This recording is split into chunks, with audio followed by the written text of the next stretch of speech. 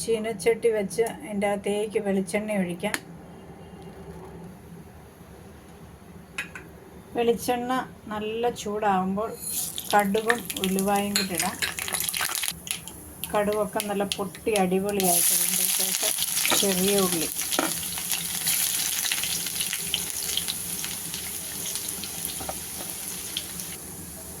ഉള്ളി ഒരുവിധം മൂത്ത് കഴിയുമ്പോഴത്തേക്ക് നമുക്ക് വെളുത്തുള്ളി ആഡ് ചെയ്യാം.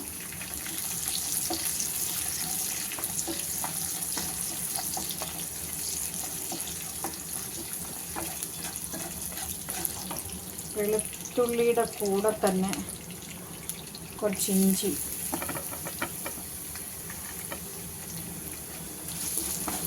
ഇതെല്ലാം കൂടി ഇട്ട് നല്ല ഭംഗിയായിട്ട് പച്ചമണം മാറുന്നിടം വരെ ഒന്ന് വഴറ്റിയെടുക്കാം.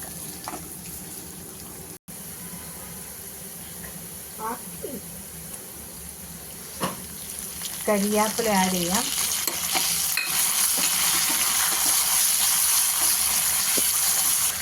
നമ്മൾ മുമ്പ് എടുത്ത് വെച്ച മുളകും മഞ്ഞളും കൂടെ നല്ല ഫൈനായിട്ട് അരച്ചതാണിത്. അതും നല്ല പച്ചമണം മാറുന്നത് വരെ, നല്ല പച്ചമണമൊക്കെ മാറി നല്ല അടിപൊളിയായിട്ട് മുളകൊക്കെ വഴന്ന് വന്നിട്ടുണ്ട്. ഇനി ഇതിൻ്റെ അകത്ത് ലാസ്റ്റ് ഫൈനൽ ഇതിൻ്റെ ഒരു പൊടി, കായപ്പൊടി ചേർക്കുക. അതിന് ശേഷം വെള്ളം ഒഴിക്കാം. ആവശ്യത്തിന് വെള്ളം ഒഴിച്ച്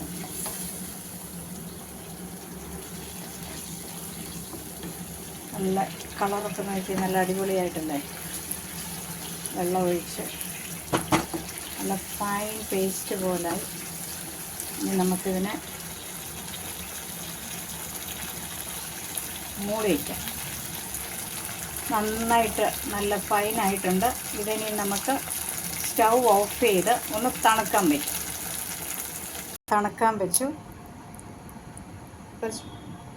മസാല നമ്മളിങ്ങനെ തണുക്കാൻ വേണ്ടി മുമ്പേ വെച്ചിരുന്നു. ആ മസാലയ്ക്കകത്തോട്ട് ഓരോരോ മീൻ പീസ് എടുത്ത് ഈ ചട്ടിക്കകത്തോട്ട് ഇങ്ങനെ വെക്കണം.